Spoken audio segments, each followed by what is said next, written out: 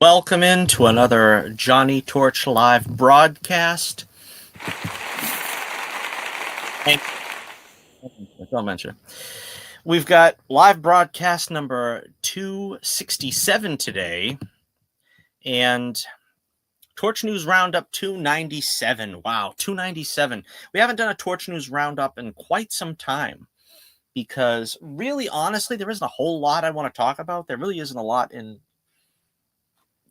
pop culture, upcoming movies, and stuff.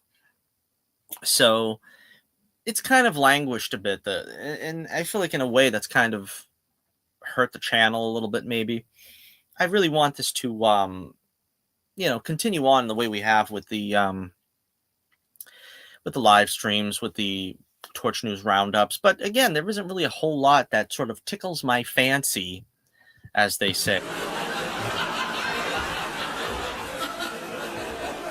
Funny, but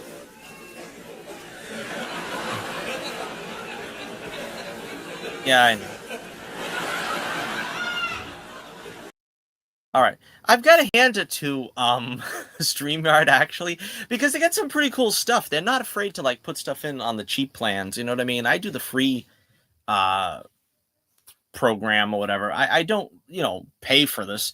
And whenever they put in like a new gimmick or something, it really brightens my day. Like for instance, we have some sound effects now. We also have the notes. I always have a problem with when I'm doing a Torch News roundup having my notepad open and trying to weave between getting up the images and trying to find the notepad, and they've actually made this very easy, which is pretty cool, to have the notepad on the side. All right, so before we get any further in the Torch News Roundup, we're going to have to you know sort of sell the soap, as they say. We've got to bring out the newest issue of the Adventures of Bullets, Bourbon, Private Eye. We did a broadcast about this a couple of weeks ago now, about a month ago when it was first released. This is a very exciting issue. I'm very, very happy with it. This is one of my favorite stories that I've done. The Adventures of Bullets, Bourbon, Private Eye, Against All Odds. So you can check that out for a full examination of the story and thereabouts. General Diesel is the new villain in town, and he has, as they say, possessing of tremendous strength and power. And he's brought with him his posse, the Battery Pack, hailing from the imperial nation of Batonia, and they seek to conquer America. And they're going to start that in Stark City, Bullets Bourbon's base of operations, so to speak. And he finds he has his work cut out for him because these guys have strength and powers far above and beyond those of normal humans. They're very strong, and the battery charger that powers them up is also going to disperse their toxic radiation among the population. And Bullets gets a first-hand taste of that and is poisoned in this episode. So it's really a lot of excitement. I as I said before, there's a lot of action in this one. So if that's your bag and you want to see nothing but nonstop action, this is probably the issue for you. This is the episode for you. Of course, we've got 2 more issues in this arc that I'm working on now. Hopefully, I can get some serious stuff done with that. I've got to go to the print shop and get the pages reduced, which is something I dread, because I don't know about you, but if you have to go to a print shop, to a FedEx or a Staples, and have your pages, reduced, they treat it like they would rather have bamboo stalks under the fingernails. I mean, I swear, they would take Chinese water torture rather than help me get my my pages reduced. And so I'm always dreading it. And I'm always, either getting turned away and stuff like that. So I'm not beyond. I mean, I'm going to probably do like a scathing Yelp review the next time I have to go through this.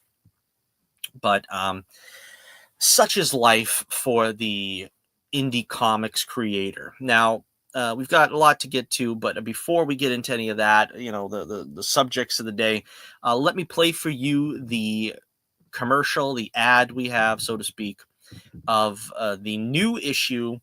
And let's see if you don't get a little excited about this after witnessing this upcoming trailer.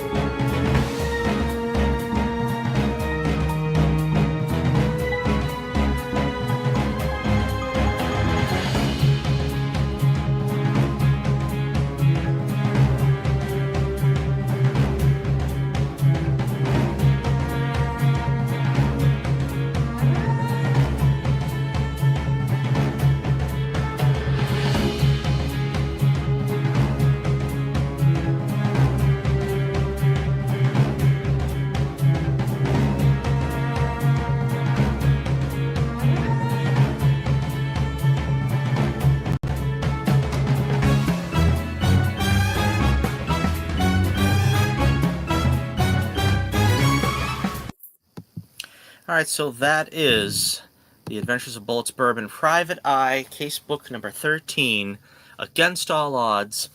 And that General Diesel is bad news, and we're going to have to see what happens.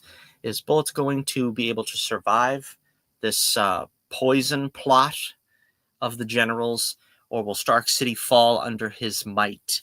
We'll have to find out, and stay tuned. All right, so let us continue on here now with our Torch News Roundup. We're going to talk about some of the things that were going on recently. And first of all, as I try to dredge the image up here, because for some reason it's not showing up on my end, but okay. We're going to pay homage to the late, great Terrence Stamp, who passed on not long ago. Terrence Stamp passed on August 17th, 2025, at the age of 87. I don't believe that his cause of death has been released. I'm not sure. But again, another part of our childhood passes on. And one of my favorite villains, General Zod. And, I wouldn't be going too far as to say that, General Diesel, my creation for the most recent book, Against All Odds, has some basis in inspiration from General Zod. It's just one of the greatest villains in cinema history. And if nothing else, Terrence Stamp gave us one of the all-time memorable villains. Again, we take for granted, but a lot of the cast of Superman, has passed on at this point. I think all we have left is Mark McClure's Jimmy Olsen and, Miss Tessmacher and Ursa and Non, I believe. They are the only ones from the original film, the stars of the original film, to still be with us. And, Terrence Stamp just brought such a great sort of a complexity to the character of Zod. I mean, he doesn't seem like a complex character because he basically just wants to rule and crush his enemies. And he gave us the famous line, "Kneel before Zod." But, you could see that there is something going on behind the eyes with him at all times, Zod. He kind of runs the gamut of flaring up emotionally and being this calculated thinker. He's a great genius on the planet Krypton before it explodes. He's charged with sort of keeping the peace, the defense of Krypton. And, he stages a coup to sort of become the military dictator of Krypton before Jor-El, sends him to the Phantom Zone. And that opening as well, I mean, you talk about a powerful performance. I mean, that first opening when he's on trial and he's denouncing Jor-El and he's vowing vengeance, and then to see that take fruit in Superman 2. I mean, those two films are really the gold standard when it comes to superhero films. And like I said, he comes across as sort of a violent character, but then again, he also sort of portrays himself as sort of a posh, you know what I mean? Kind of reserved character. He doesn't waste words really. He sort of gets across what he wants to get across in as minimal a way as possible. And again, just a great character and a great performance by Terrence Stamp. Always been one of my favorites. His delivery of all that great dialogue, both in Superman the movie and Superman 2, just exceptional. And the way he the way he got on with his co-stars, I mean, Ursa and Non, Sarah Douglas and Jack O'Halloran. You would think that they were, pals from way back from the beginning, because they just had that natural chemistry, that great rapport that, it seemed like they didn't really need to speak. They he would give them what their orders were with very little, with a gesture, with a look. They kind of knew what they were supposed to do. And again, I love that. I think that was really great. That was, it was understated in a sense, that performance. He didn't have to bark orders. He had them, pretty well trained. And of course, Terrence Stamp as an actor, he graced the screen in a lot of great movies. He also, of course, is in the Star Wars universe from his role as Chancellor Valorum in The Phantom Menace. A very small role, but there are no small roles, only small actors. And he really put his imprint on that character as well, as sort of as George Lucas described him, a beleaguered politician. And his lacking of a backbone is sort of what plunges the universe, or the galaxy, I guess, as it's referred to in Star Wars, into the darkness that it eventually succumbs to, because he really wants to do the right thing, but is so beholden to all the bureaucrats and everything, the letter of the law, and he doesn't really take any action. And so he's quite the opposite, though, of General Zod. It's very interesting casting there. I kind of, would have thought you pick Terrence Stamp to play some kind of, military genius or something in line of General Zod, but Lucas went the other way and just made him like the opposite of what General Zod was. And, again, we owe Terrence Stamp a great deal of thanks for the way he imprinted himself on that character. I mean, I think, honestly, without Terrence Stamp, General Zod is lost to the back catalog of Superman villains. Nobody really knew who the Phantom Zone villains were. There's the bald guy with the mustache. There's a female. There's General Zod, who wears sort of like a cop's outfit. I would challenge anyone to really know or care about them, and particularly at the time when Superman the movie came out. But even after, they really weren't top villains for Superman. And single-handedly, his performance, I suppose, they were looking for a Kryptonian villain to sort of match Superman's powers in the sequel. And they come up with this guy, General Zod. That sounds like a cool name. Let's, build a character around that. And Terrence Stamp really is the one, of course, in the great writing of Tom Mankiewicz. But, you have him to thank for creating that character as we remember him. Otherwise, like I said, he's just sort of a blank slate in the comics, at least at that time. But again, the popularity of Zod was, both in comics and in live action media, were born out of Terrence Stamp's portrayal of General Zod. So, I mean, you don't have the Man of Steel's General Zod, you don't have Smallville's General Zod, you don't have, any of the main incarnations that made him a top tier Superman villain without Terrence Stamp.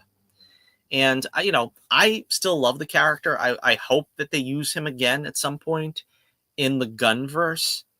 I really don't think they're going to go back to him again in the near future, given what happened, with Man of Steel and that being our most recent incarnation before the do-over. I think they're probably going to stay away from him. But again, I would love to see somebody try to bring the same kind of oomph to General Zod as Stamp did, putting his stamp on the role, as they say. So, once again, Terrence Stamp passed on at the age of 87. And thank you for the memories, Mr. Stamp, for your wonderful portrayal of General Zod. All right, moving on to our next subject here, our next topic. We'll stay with Superman for a minute here because this is actually pretty interesting. We got the Superman sequel information already, and it didn't take too long. James Gunn was hinting around that the next Superman appearance was not going to be in a Superman sequel, but in some other kind of movie, which led others to believe, is it going to be some kind of team-up movie? Is it Superman Batman? Is it Superman Supergirl? Is it some kind of Justice League, collaboration that they're going to start working on? Actually, it appears to be a Superman Lex Luthor team-up, which I don't really think you can consider this a team-up. I mean, they're already been together in the movie, but because in the first movie, but because now they're working together, I guess it's considered an equal level playing field for these two, and so it's a team-up movie. The film is going to be called Man of Tomorrow. I'm thinking that's going to be sort of the the parenthetical title. It's probably going to be Superman Man of Tomorrow, but all so far that we've been revealed is Man of Tomorrow. Gunn has said it's a story about Lex Luthor and Superman having to work together to a certain degree against a much, much bigger threat.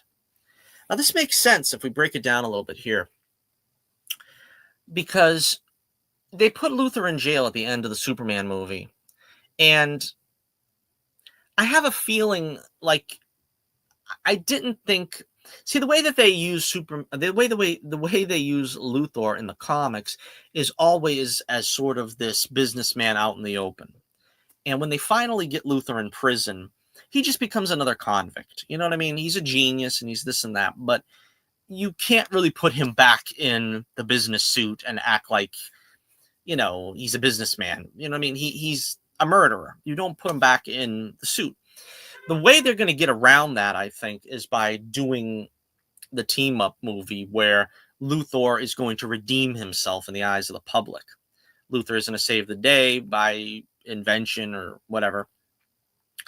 And that will set him up to be a bigger threat in the third film, in Superman 3, so to speak. So they're going to have to sort of redeem him somewhat if they're going to put him back in that role to make him businessman Luthor and President Luthor. I don't know. I mean, to be honest with you, I prefer him just being the convict. I prefer him being the mad scientist, seeing him in the Luthor suit there where he's going to try to duke it out with Superman. I mean, that's more what I like to see with Luthor. I don't really need to see any more of the businessman Luthor. We got some of it already in that first movie. I think that's enough. But we'll see what happens. We'll see. Production is slated to begin April 2026. As far as I know, I think Gunn said the script is done already, which is, that's pretty good. I mean, I would like to see this thing rushed out sooner than that, to be honest with you. They're going to start working in April. I'm like, dude, start it next month. You know what I mean? I want to see this. I want to see the sequel so bad. The release date they're shooting for July 9th, 2027. That's 2 years from now. Man, that's oh, that's a long wait. We got Supergirl next year. I'm not sure if there's anything like film wise in the pipeline. I know we got Lanterns coming out on TV and Clayface next year, but I don't really know what the situation is for another. There's a lot of projects that he's being hush hush about. David Cornsweet returns as Superman, and Nicholas Hoult reprises his role as Lex Luthor. Rachel Brosnahan is also confirmed to return as Lois Lane in an important role. So we got the top three back. The top three, I imagine we're going to get back Jimmy and Perry and a lot of those others. Probably Miss Tessmacher. We'll see. But I think that there's been some hinting that the Justice Gang, I think the actors have said on Twitter things like, yay, Yahoo, I'm going back to work, or something like that. So I have a feeling that we'll probably see them again, or at least one or two of them. I don't know. Now, before we move on to the next topic, what is this bigger threat going to be? I think common sense says it's going to be Brainiac. I know Man of Tomorrow was, I don't know if it's a graphic novel or a story arc in the comics, and it probably be lightly based on that. I don't know. But to me, they're probably going to go with Brainiac because people have been clamoring for Brainiac for a long time. Personally, I'm not a fan of Brainiac. I never was. I kind of feel he's kind of boring. But, I'm not adverse to seeing him in a film if they can, finally do him and do him justice. They did a version of him in the Krypton TV show, which, again, it was okay. I could take it or leave it. But Brainiac was interesting in that show. And, if they can kind of try to make, this Brainiac compelling, I'm all for it. I mean, they could do General Zod again. Again, I don't really think they're going to go back to General Zod, particularly this soon. I'm hoping that they're going to go back to General Zod because it would be nice for them to undo that whole disastrous idea of Jor-El and Lara having no real empathy for the people of Earth and that they just want to see Superman, rule over Earth. I think that would go a long ways if we could rectify that by saying it was Zod, either creating the message wholesale or tampering with it so much that it was unreliable. I think I seen, again, you got to take it with a grain of salt, but I think there was a frame of the film where underneath on the television screen, it was saying something like it was debunked or something, the message. And for people, to say it was debunked, it kind of makes it sound like it was a lie, even though the movie kept trying to tell us it was the truth. I don't know. We'll have to find out, I guess, how they're going to play it. I don't think Gunn is going to want to change it. I hope they do. Of course, this could also lead into the Bottle City of Kandor, which is something I'd like to see a lot. They've never really done anything with that in film or much of anything else, really, because, it's a far-out concept. And again, when I was a kid, I kind of resisted it. I was like, what is this Bottle City of Kandor? I mean, that's kind of hokey, isn't it? Brainiac's got a large city of Krypton in his, spaceship in a bottle. But I mean, that speaks to, some real deep inside lore of Superman. And I think, like, when John Byrne took over and he stressed all this, the last son of Krypton, I never liked that. I never liked the idea that Superman is the last survivor of Krypton. He is with a caveat, he's the last son of Krypton, meaning he represents the best of Krypton. He represents Jor-El when Jor-El was intended to be, a benevolent person who, was godlike, sort of sending his son to Earth and in the hopes that he would provide, a better place on Earth through his being there. And again, now it's like, you just want him, you just want Superman. And that's why we got like Supergirl killed and we had to have like fake mock-up Supergirls that were like trying to replace the original Kara Zor-El. But I mean, you need Superman, you need Kara, you need General Zod and the Phantom Zone villains. You know, that's not making Superman the last son of Krypton anymore, just there. And then you have the Bottle City of Kandor. And I feel like, you know, that's a separate animal on its own. You know, the Bottle City of Kandor, you know, represents sort of the lost continent, so to speak, of Krypton. And you know, that's the same thing as like with Argo City. I believe like they should go back to the Silver Age for a lot of these concepts, like Argo City. I think they're not going to do that either because, or if they're going to do anything, they're probably going to do Kandor. They're not going to do Argo City because I think what they want to do is have Supergirl be the bratty, disillusioned. You know, I hope that there's a story arc that is going to set her on the path that's more closely to Superman. But again, we'll see. You know, a lot of people are complaining about that, about, you know, Supergirl being drunk essentially in Krypton, in the Fortress of Solitude. But you know, like, how does that work? How does she stay drunk with a yellow sun and all this and all that? Well, I imagine the real answer is she must be drunk on something Kryptonian. It must be some kind of alcoholic beverage that would affect her on Krypton, because if it affected her on Krypton, it would also affect her here. Now, how does that translate? I don't know. I mean, maybe it's something sort of synthetically created to be like something from Krypton. I don't know, but I mean, there's always answers. There's always, that's what I mean about how comic book fans become so jaded. Everything has to be, there has to be an answer. Everything has to make like perfect sense scientifically. I was watching on Twitter another useless debate over when the building falls down in the movie Superman and Superman catches it so the woman in the car can speed away. You know, a nice heroic act for Superman. And everybody's got to bring it down to, well, physics wouldn't be like that. The building would like crumble and he wouldn't be able to hold it up. And I mean, it's a superhero movie. It's a comic book movie.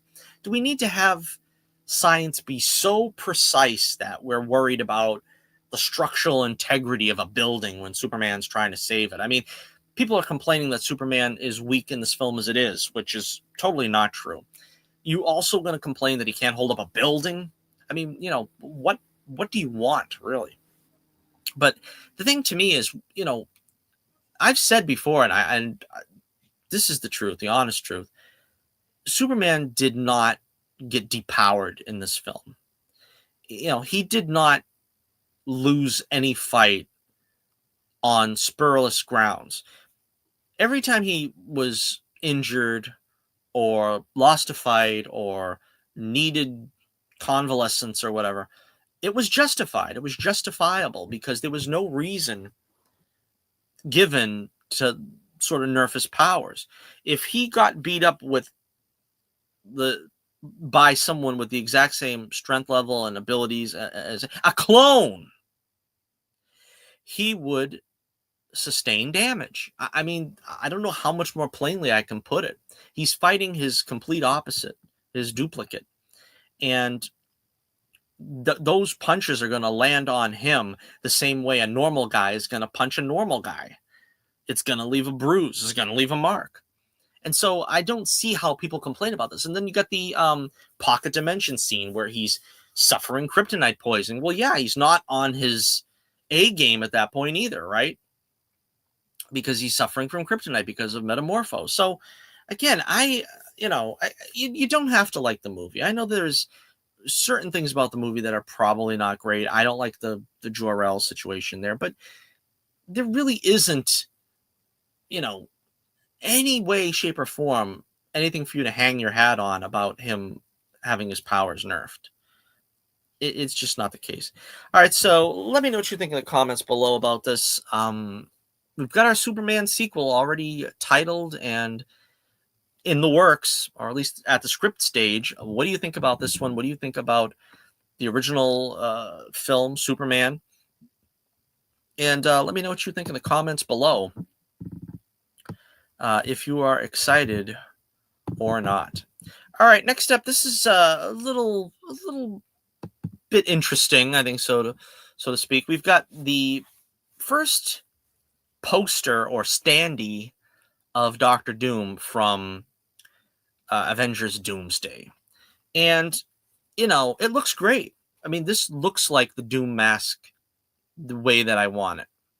I can't see the mouth that good. That was my only concern, was when Jack Kirby originally designed the Doctor Doom mask, the mouth had a very interesting look. It's like an open mouth with some kind of grate, and it looks kind of high tech, and it makes you feel like maybe his voice is like synthesized through a vocoder or something. I can't tell if that's the case here because from the angle of the shot, and it looks like his mouth is a little more closed than the way that they had it in the original Kirby issues of Doom, of Fantastic Four. But the suit looks really good. The hood and the tunic, or whatever you want to call it, the cape, the metal arms and everything. I've got a better shot of from a distance here. He's got that sort of battle kilt. I don't know. I've always wondered, why would Doom wear that, really? But I guess because when you've got armor on your legs, you really don't need pants, right? I don't know if that's a Latvian fashion statement, but that's about it, though. I mean, that's all we've got on this character. All we know is it's RDJ. He's playing Doom. There's a lot of rumor, and I don't try to follow all the rumor because half of it is never true and doesn't really make sense. And the other half is like wild speculation. You know what I mean? I mean, he's going to have a team. These are the rumors. I don't know. He's going to have a team made up of certain characters, and I don't know. I guess it's expected to be a battle royal. There's going to be X-Men on one side, Avengers on another, New Avengers on the other, and then Doom with his posse. And then you have Fantastic Four, which I don't know if they're a team on their own, but they're probably going to join up with the original Avengers because they need some heavy hitters on that team. I mean, for name recognition, if nothing else. I mean, you have, what do you have? Shang-Chi and Captain Marvel and Ms. Marvel. They're going to be your, rah-rah group. The only one you really have of a heavy hitter is Thor and maybe Doctor Strange. I mean, those are the only like top tier heroes that are still in that. And then we got Sam, Cap, and I don't know. This is where the problem is. But I have a feeling these Avengers films are made to sort of bring in the soft reboot where we're going to have the original characters back, but probably played by different actors. That may be the case. That may not be the case. But I have a feeling they're not going to be able to go on like this for much longer with the scabs. You know what I mean? They need to have Captain America, Steve Rogers. They need to have Iron Man. I think a lot of people are, complaining about Doctor Doom being played by Robert Downey Jr. I don't think that's going to be his final form. I think that's not his actual face. I think something happens to him, and it could be because of Franklin Richards. I mean, who knows? Something happens to make him look like that is going to, be of consequence to his plan, going up against the Avengers and all manner of heroes. So let me know what you think here in the comments below. This is a pretty good look if you ask me. Let me know if you like the way Doom looks in this standee or whatever this promo image is. I think he looks great. All right, so our final topic here today before I'm going to let you go. Before I let you go, we're going to talk a little bit about Spider-Man No Way Home. No, what is this one called? Spider-Man Brand New Day. Excuse me. Spider-Man Brand New Day has been leaking some set photos, and nobody really knows what's going on with this film, but it's supposedly the beginning of a new trilogy because we got the Home Saga, And now we got the Day Saga, I guess. And we don't have a lot of information. I'll show you what we do have, which is a couple of photos. I mean, I think people probably have seen them all at this point. The first one being Spider-Man on top of some kind of a tank or battle wagon or something. And he's apparently trying to stop it or use it to try to stop a bigger problem. And the costume looks great. I don't think this is the same one that they used at the end of No Way Home. It's not quite as shiny. Here's a closer up look of it here. I think this is a pretty good look, though. This is a great costume. I think this is probably, let's say it's on par with the Civil War one, which I think was the best one. This one is on par with that. I think the blue is a little richer. The red is maybe a little bit richer. And I think the web shooters are on the outside. That's pretty cool. And that's not like classic Spider-Man, I know, but I don't mind that too much. I mean, I don't even mind the organic web shooters, to be honest with you. As a purist, I'm always going to come down on I'd rather have the web cartridges, the web shooters. But I mean, I didn't have a problem with Raimi doing the organic web shooters because it just kind of made sense, right? I think the reason why they didn't have it in the original comics, Stan Lee didn't write it that way, is because it kind of comes across too much like body horror.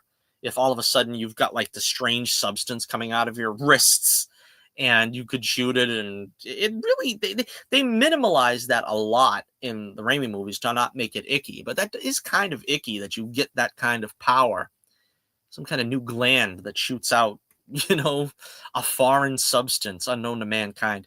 So, I mean, I come down on the web shooters. I think it's more exciting because then you also have the web cartridges run out and then he's in trouble, and you can do more with the web shooters. So I probably would come down on that side. But it's fine either way. And I like the look of the mask. The mask is like real classic old school.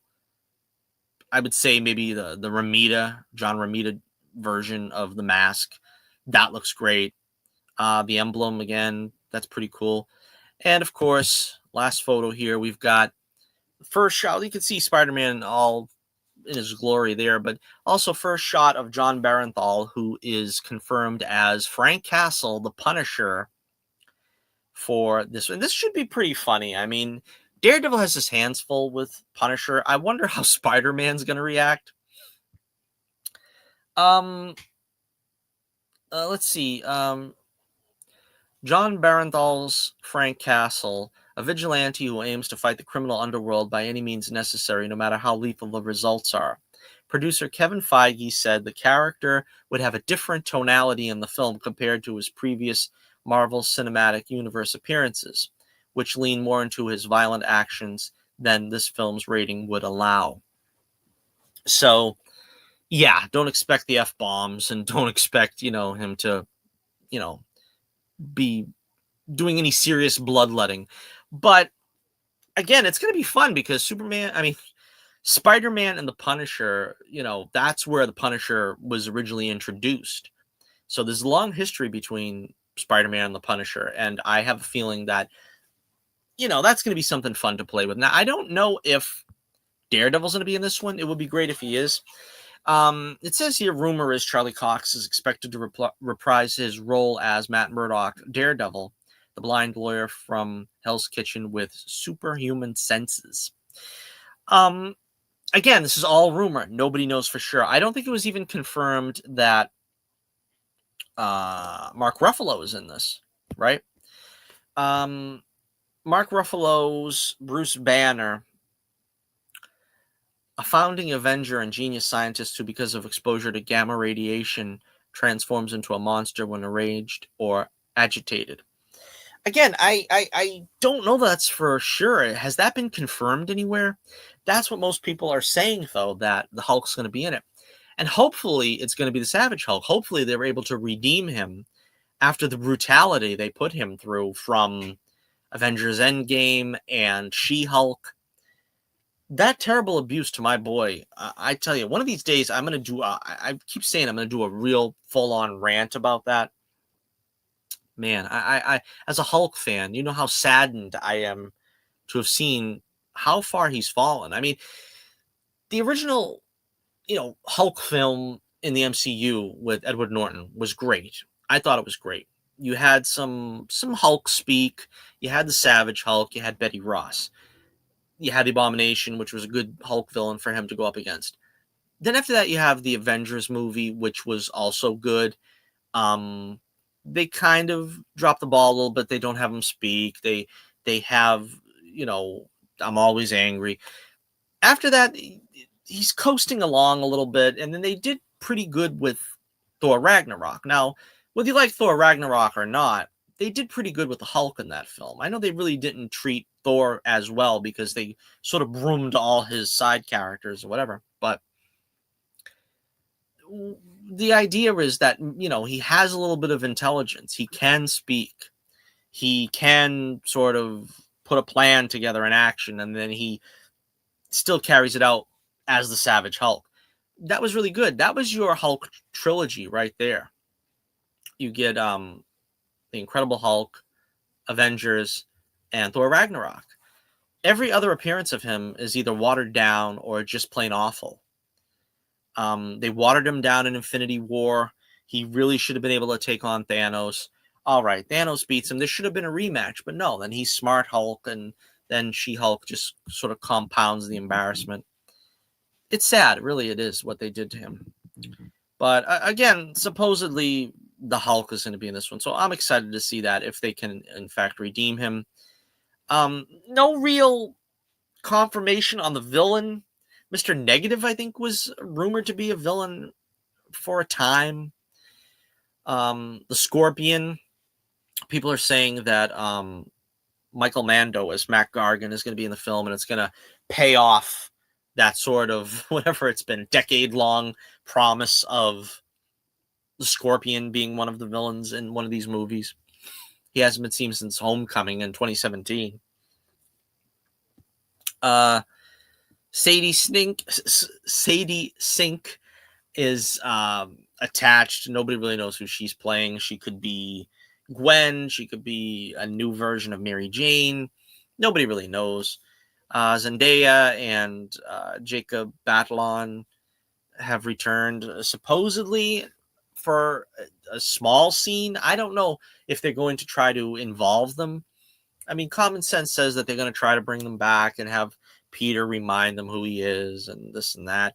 Hopefully they'll just let that ship pass off into that good night and have, they could just make Zendaya's MJ sort of his Betty Brant or something, where she kind of just finds another fella and they really don't have anything in common, and that's it.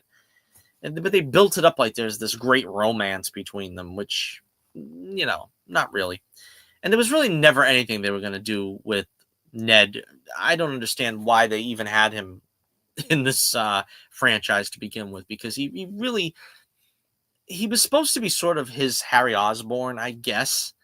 Ned Leeds being the Hobgoblin, but I can't really see them turning him into the Hobgoblin.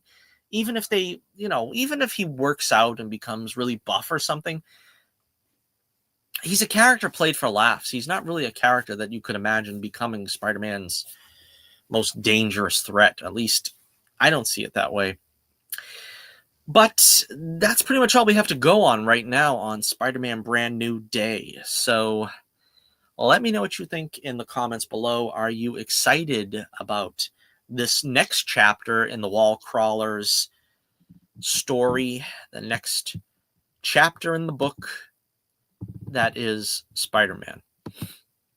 All right, so we're going to wrap it up here. This was a lot of fun. Got to talk about some of the things that have been going on. That's interesting. I know a lot of sad and depressing things have been going on in real life.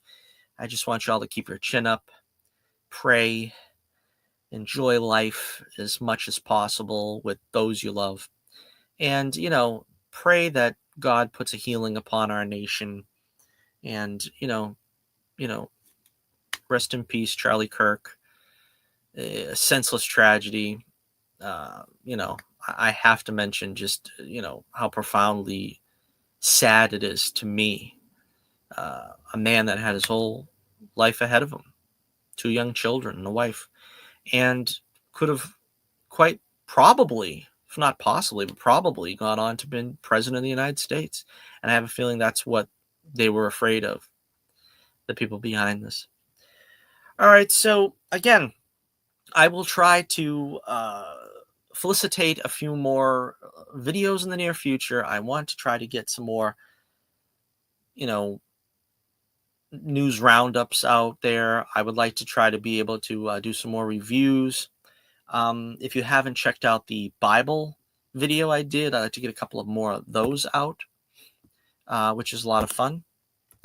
And let me know what you think. What do you enjoy? What topics do you want me to cover? Is there anything I haven't covered that you'd like to see me cover? I am trying to also be a little more involved in the posts, making posts on YouTube. Of course, you can always find me if you look at the link in the description below. You can find me on Twitter, where all my, crazy shenanigans take place. But you can find me on Twitter. And of course, please check out my website for The Adventures of Bullets Bourbon Private Eye. It's a humdinger of a series, and you can find it on Global Comics if you belong to Global Comics. If you want to see the digital versions, the digital downloads are available. I've got the bundles enabled so that you can pick up, the packages, the omnibus if you want the whole series. You can have the trilogy, which is just the first three issues, and the first three stories rather. And it's a whole new world open up to you. You can just pick up the most recent arc. You can pick up the most recent issue, and just start anywhere you want, because I don't think that, at least in my mind, the way I've constructed the Bullets Bourbon saga, where it's kind of episodic in nature, where you really can just jump on at any point and you should be able to get your bearings. Of course, if you like what you see, you can go back and get the previous issues and really, kind of get into the details of what, you're reading by getting the backstories in, so to speak. And of course, check out the website. I've got character bios and so on and so forth for the heroes, the villains, and all the other characters there. All right, so until next we meet, this is Johnny Torch reminding you once again, keep the flame burning brightly, and I'll be with you again real soon.